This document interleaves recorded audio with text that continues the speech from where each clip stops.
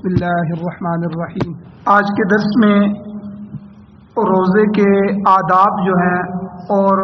نظام الاوقات کہ ہمیں اپنے اوقات کی ترتیب کس طرح بنانی چاہیے، اس کے بارے میں تھوڑی سی ترتیب بیان فرمانی ہے۔ یاد رکھیں کہ کوئی بھی ملازم آدمی یا تاجر آدمی اپنے سیزن کے زمانے میں اپنے کسی بھی دیگر کاموں میں اپنے وقت کو خرچ نہیں کرتا۔ تو ہم ایمان والوں کے لیے تو رمضان کا جو مہینہ ہے یہ بڑا برکتوں والا، رحمتوں والا مہینہ ہے، بڑا مبارک مہینہ ہے، اور یہ ایمان والوں کے لیے بھرپور سیزن ہے۔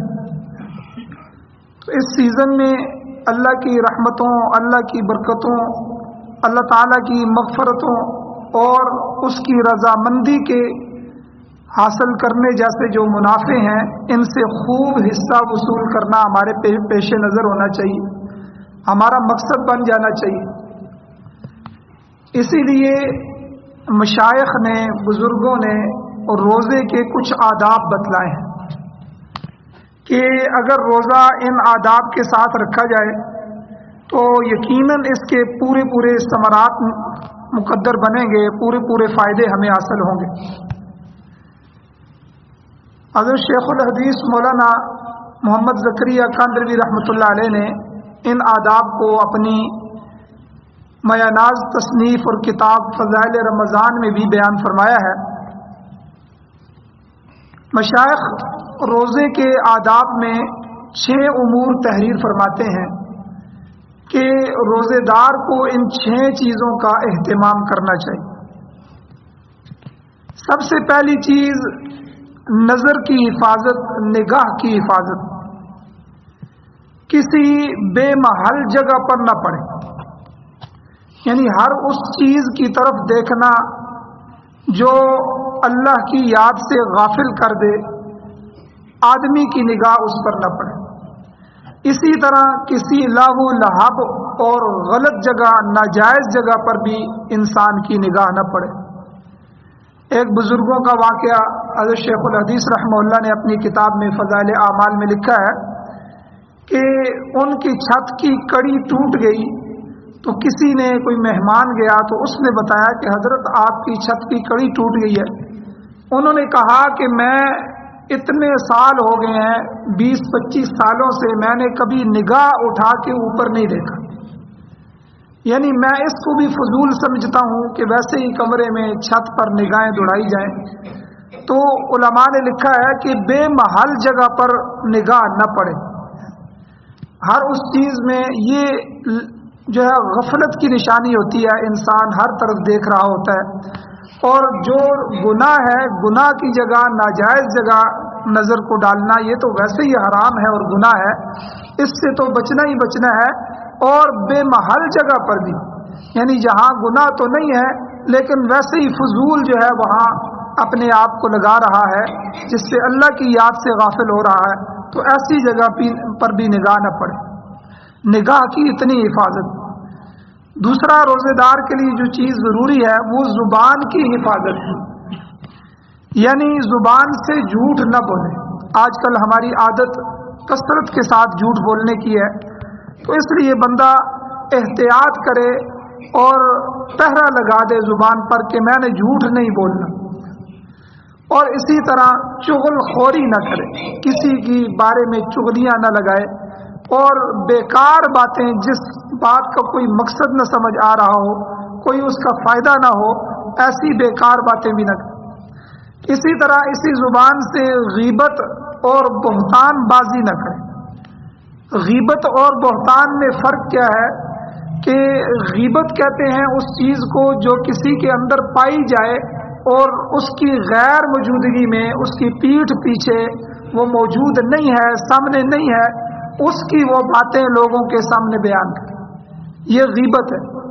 اور اگر اس میں کوئی چیز پائی نہیں جاتی، وہ غلطی اس میں موجود نہیں ہے، اس کی غیر موجودگی میں لوگوں میں بیان کرے گا، تو یہ بہتان ہوگا کہ اس نے اس پر بہتان لگایا۔ شریعت میں ان چیزوں کی بڑی سخت سزا ہے اور یہ حرام ہے اور گناہ کبیرہ ہے، دونوں، غیبت بھی اور بہتان بھی، اور یہ دونوں چیزیں زبان سے ہوتی ہیں۔ تو اس لیے بندہ اپنی زبان کو بدگوئی سے، غیبت سے اور بہتان بازی سے بھی بچائے، اور اسی طرح بد کلامی سے۔ کئی لوگوں کی عادت ہوتی ہے، وہ برا بھلا کہتے رہتے ہیں، گالیاں دیتے رہتے ہیں، ہر بات پہ گالی، یہ تو بد کلامی ہے۔ اور اسی طرح جھگڑا جو ہوتا ہے، یہ جھگڑا بھی زبان سے ہی شروع ہوتا ہے۔ ان سب چیزوں سے جو ہے وہ انسان کو روزے کی حالت میں بچنا چاہیے۔ تو ویسے بھی ان سے بچنا چاہیے، لیکن خاص کر کے روزے کی حالت میں جو ہے وہ زیادہ ان چیزوں کے احتیاط کرنے چاہیے، کیونکہ روزہ جو ہے یہ ہماری تربیت کا حصہ ہے۔ یہ جب ہم روزے میں ایک مہینہ ان چیزوں کی احتیاط کریں گے تو انشاءاللہ اللہ تعالیٰ باقی زندگی بھی اسی کے مطابق گزارنے کی توفیق عطا فرمائیں گے۔ اور تیسری چیز جس کا روزے دار کو اہتمام کرنا ضروری ہے وہ کان کی حفاظت۔ ہر مکروہ چیز سے کان کی حفاظت کی جائے۔ جس چیز کا کہنا اور زبان سے نکالنا ناجائز ہے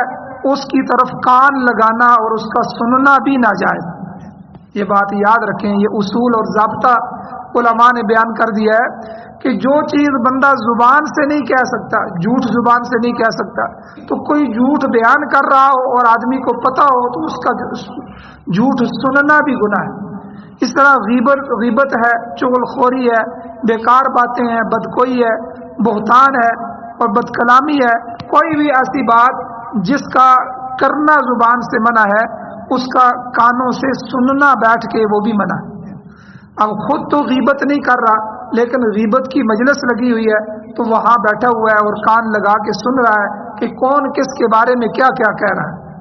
تو اس لیے بندہ وہاں مجلس سے اٹھ آئے، وہاں نہ بیٹھے اور ان کو بتا دے کہ بھئی تم کسی بھائی کی غیبت کر رہے ہو تو یہ اسلام میں جائز نہیں ہے، تم کر رہے ہو تمہارے لیے کرنا جائز نہیں ہے، اور میں یہاں بیٹھ کے سنوں گا تو اس مجلس میں میرے لیے بیٹھنا جائز نہیں ہے، اس لیے اگر تم باز نہیں آتے تو میں یہاں سے اٹھ کے جا رہا ہوں۔ تو اس لیے روزے کی حالت میں خاص کر کے جہاں زبان کی حفاظت ہے وہاں تیسری چیز روزے دار جو ہے وہ اپنے کانوں کی حفاظت کرے۔ اور چوتھی چیز جتنے بھی باقی اعضائے بدن ہیں، جسم کے جتنے حصے ہیں ان سب کی جو ہے وہ غلط چیزوں سے حفاظت کرے۔ مثلا ہاتھ ہے، ہاتھ کا ناجائز چیز کے پکڑنے سے منع کرے، اپنے آپ کو روکے کہ کوئی ناجائز چیز ہاتھ سے نہیں پکڑوں۔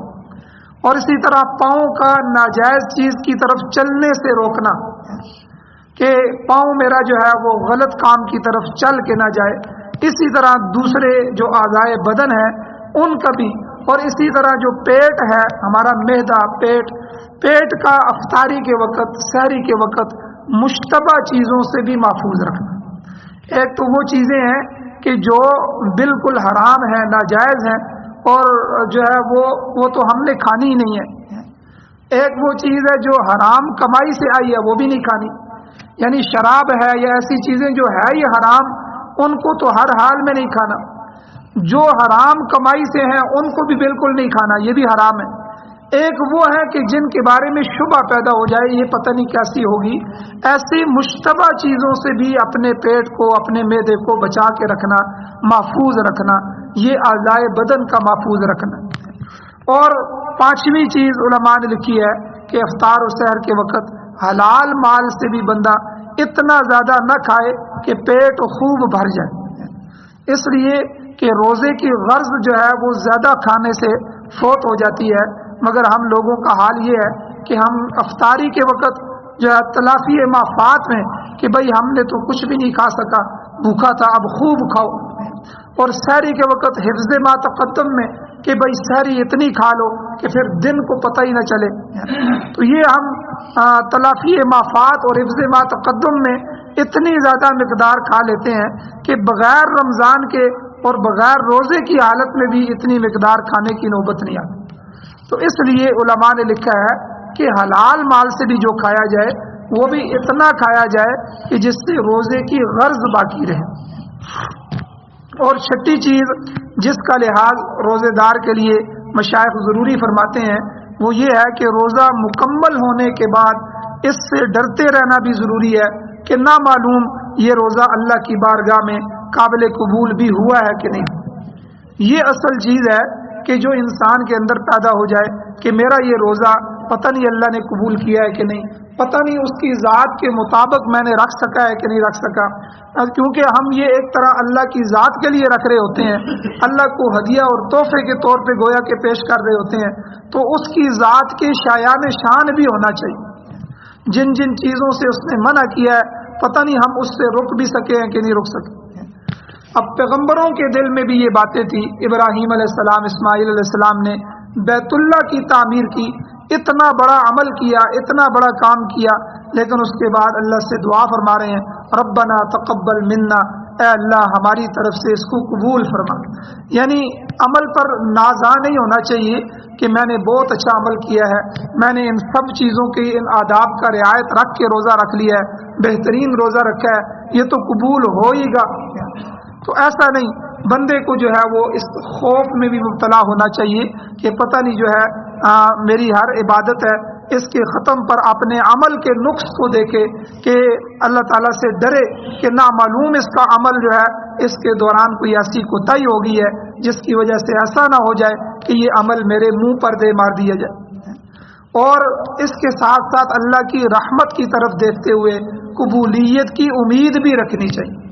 بالکل خوف کے اندر مبتلا نہ ہو جائے کہ بھائی پتہ نہیں اب یہ تو ہو ہی نہیں سکتا، میں تو پیغمبر علیہ السلام کی طرح روزہ نہیں رکھ سکتا، میں تو صحابہ کی طرح نہیں رکھ سکتا، میری اندر کمیاں کوتاہیاں ہیں، اب ڈرنا شروع ہو جائے کہ میرے روزے قبول ہی نہیں ہوں گے، بلکہ اللہ کی رحمت سے امید بھی رکھے۔ یہ خوف اور امید کے درمیان زندگی کو گزار، کیونکہ جب آدمی کے دل میں خوف ہی پیدا ہو جائے گا پھر تو وہ اپنی زندگی کو تباہ کر لے گا، اگر امید ہی امید ہوگی تو پھر وہ بے عمل ہو جائے گا، عملوں کو چھوڑ دے گا۔ اس لیے انسان کو جو ہے وہ اپنے اللہ کی ذات پر امید بھی ہو اور اللہ کی ذات کے خوف بھی پیدا ہو، ان دونوں کے درمیان جو ہے وہ خوف سے ڈرتے ہوئے جو ہے اللہ تعالیٰ سے استغفار بھی کرے اور اللہ کے سامنے اس کی قبولیت کی دعا بھی کرے، اور امید رکھتے ہوئے اللہ تعالیٰ سے قبولیت کی امید بھی رکھنی چاہیے کہ بھئی اللہ رحمت والے ہیں، اس لیے اللہ میرے اس روزے کو رد نہیں کریں گے، انشاءاللہ قبول فرمائیں گے۔ یہ 6 چیزیں تو عام صلحاء کے لیے ہیں، عام مؤمنین کے لیے۔ جو خاص قسم کے لوگ ہوتے ہیں، مقربین لوگ ہوتے ہیں، ان کے ساتھ ایک 7ویں چیز کا بھی اضافہ ہوتا ہے کہ دل کو اللہ کے سوا کسی چیز کی طرف بھی متوجہ نہ ہونے دیں۔ یہ جو دل ہے، پہلے بھی میں نے ذکر کیا، یہ اللہ کے لیے بندہ خالی رکھے، اس دل میں کسی کو بھی نہ بسائے، کسی کو نہ آنے دے، اللہ کا غیر چاہے وہ کسی صورت میں بھی ہو۔ آپ دیکھیں حضور علیہ الصلوۃ والسلام نے ارشاد فرمایا سیدنا صدیق اکبر رضی اللہ تعالیٰ عنہ کے بارے میں کہ مجھے اگر دنیا میں خلیل بنانا ہوتا تو میں ابو بکر صدیق کو بناتا، لیکن ہم اللہ کے سوا کسی کو خلیل نہیں بناتے۔ تو خلیل کہتے ہی ہے کہ جس کو دل میں بسا لیا جائے۔ تو انبیاء کے دل میں اللہ کی ذات کے علاوہ نہ بیوی، نہ بچے، نہ دنیا، نہ دوست، کوئی چیز نہیں ہوتی۔ جو ہے یہ خاص مقربین اور خواص لوگ ہوتے ہیں، تو جو ہے ان کے لیے 7ویں چیز یہ ہے کہ دل کو اللہ کے سوا کسی چیز کی بھی طرف متوجہ نہ ہونے دیں۔ اور مفسرین اکرام یہاں ایک بات لکھتے ہیں جو روزے کے فرض کرنے کی آیت اللہ تعالیٰ نے اتاری، یا ایھا الذین آمنوا کتب علیکم الصیام، اے ایمان والو روزہ تمہارے اوپر فرض کر دیا گیا، کتبہ فرض کر دیا گیا، علیکم تمہارے اوپر روزہ۔ اس میں وہ لکھتے ہیں کہ یہ آدمی کے ہر جز پر روزہ فرض کیا گیا۔ زبان کا روزہ جو ہے وہ جھوٹ سے بچنا ہے، کان کا روزہ ناجائز چیزوں کے سننے سے احتراز کرنا ہے، اور آنکھ کا روزہ لہو و لعب کی چیزوں سے، نامحرم کی طرف دیکھنے سے، غیر محرم کی طرف دیکھنے سے بچنا ہے، اور ایسے ہی باقی اعضاء کا بھی روزہ۔ اور 4 عضو جو ہمارے ہیں وہ خاص طور پہ نفس ہے، دل ہے، روح ہے اور سر خاص، یعنی روح سے بھی اعلیٰ چیز ہے، ان 4 کا بھی روزہ۔ تو مشائخ نے اسی کے بقدر لکھا ہے، اسی آیت کے تحت لکھا ہے کہ نفس جو ہے ہمارا، جو نفس ہے، اس نفس کہتے ہیں کہ چاہت،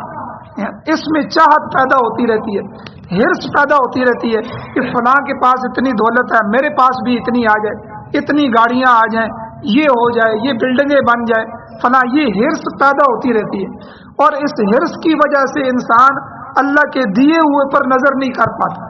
یعنی جتنا اس کو اللہ نے دے دیا ہے اتنا تو کئی ہزار لوگوں کے پاس، لاکھوں لوگوں کے پاس نہیں ہے، اس کی طرف نظر نہیں جاتی۔ اس لیے جب اس کی طرف نظر نہیں جاتی تو آدمی کو شکر کا موقع بھی نہیں ملتا، بلکہ وہ ہر وقت اللہ سے ناراض ہی رہتا ہے اور گلہ ہی کرتا رہتا ہے کہ اس وزیر اعظم جتنا مجھے نہیں ملا، اتنے جو ہے وہ اربوں خربوں روپے، تو 1 کروڑ والا بیچارہ جو ہے وہ 10 کروڑ والوں کو دیکھ رہا ہے، اور 10 کروڑ والا وہ 50 کروڑ والے کو دیکھ کے جل رہا ہے کہ میرے پاس تو ایسی گاڑی بھی نہیں آ سکی، ایسا گھر بھی نہیں بنا سکا۔ تو اسی میں ہی اس کی زندگی جو ہے، حریص آدمی اپنی زندگی کو تباہ کر دیتا ہے انہی امیدوں کے پیچھے لگ کے جو کبھی اس کی ہو ہی نہیں سکتی۔ باقی ملنا وہی ہے جو اللہ نے مقدر میں لکھا ہے، مقدر میں رکھ دیا ہے۔ اس لیے نفس کا روزہ یہ ہے کہ نفس کو حرص سے اور شہوتوں سے بچا کے رکھے، اس کے اندر حرص نہ پیدا ہونے دے اور اس کے اندر جو ہے وہ شہوات پیدا نہ ہونے دے۔ اسی طرح دل کا روزہ بھی ہے کہ دل کو حب دنیا سے خالی رکھے، دنیا کی کسی چیز سے جو ہے دل میں محبت پیدا نہ ہو۔ اور اسی طرح علماء نے اس کی مثال دی ہے کہ بھئی ہم نے دنیا میں تو رہنا ہے، یہ تو ہو ہی نہیں سکتا کہ ہم دنیا کو چھوڑ دیں، دنیا کے بغیر گزارا بھی نہیں ہے، تو دنیا کی کمائی بھی کرنی ہے، دنیا میں رہنا بھی ہے، بیوی بچے بھی ہیں، معاملات بھی ہیں، سارا کچھ کرنا ہے، لیکن دل میں دنیا نہ آئے۔ اس کی مثال علماء دیتے ہیں جس طرح پانی کے اوپر کشتی جہاز ہے، کہ جہاز اور کشتی پانی کے بغیر چل ہی نہیں سکتے، خشکی میں تو وہ چل ہی نہیں سکتے، پانی ان کے لیے ضروری ہے۔ لیکن اگر وہی پانی اس جہاز یا کشتی کے اندر آ جائے تو وہ تو اس کو تباہ کر دے گا، وہ تو ڈبو کے رکھ دے گا۔ اس لیے جو ہے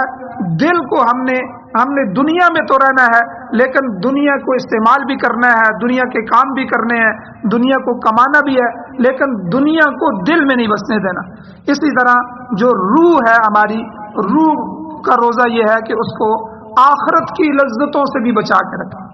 حسن بصری اور رابعہ بصریہ، حضرت رابعہ بصریہ اللہ کی ولیہ گزری ہیں، یہ ایک دفعہ آگ پکڑ کے جو ہے وہ گھوم رہی تھی، تو کسی نے کہا کہ یہ آپ نے آگ کیوں پکڑی ہوئی ہے؟ انہوں نے کہا کہ اگر مجھے جنت اور جہنم مل جائے تو میں ان کو جلا کے رکھ دوں۔ لوگ اللہ کے لیے عبادت نہیں کرتے بلکہ جنت کے شوق میں عبادت کرتے ہیں، لوگ اللہ کے خوف کے اندر مبتلا نہیں ہوتے، لوگ جہنم سے ڈر کے جو ہے وہ گناہوں سے بچتے ہیں۔ اس لیے جو خاص قسم کے لوگ ہوتے ہیں ان کو آخرت کی بھی لذتیں نہیں چاہیے، بس ان کو اللہ چاہیے ہوتا ہے کہ ہمارا اللہ ہمیں مل جائے، یہ اللہ کی محبت، یہ روح کا روزہ ہے کہ بندے کے روح میں اللہ کی محبت اتنی رس بچ جائے کہ اللہ کا غیر، یہاں تک کہ آخرت کی نعمتیں بھی اس کے لیے کوئی چیز نہ۔ اور اسی طرح سر خاص کا جو روزہ ہے کہ غیر اللہ کے وجود سے بھی انکار کرے، کہ بھئی اللہ کے علاوہ کوئی بھی ہے ہی نہیں، بس ہر جگہ اللہ کی ذات ہی ہے، ہر چیز میں اللہ موجود ہے، بس اسے ہر جگہ اللہ کی جو ہے موجودگی نظر آئے۔ یہ سارے روزے ہیں، ان آداب کو مد نظر رکھتے ہوئے اگر روزہ گزاریں گے تو انشاءاللہ کامل فائدہ ہوگا، اور اس کے لیے سارے دن کی جو ہے آدمی ترتیب بھی بنائے۔ انشاءاللہ کل جو بھی ذکر کی جائے گی اللہ تعالیٰ سے دعا ہے اللہ ہمیں عمل کی توفیق عطا فرمائے۔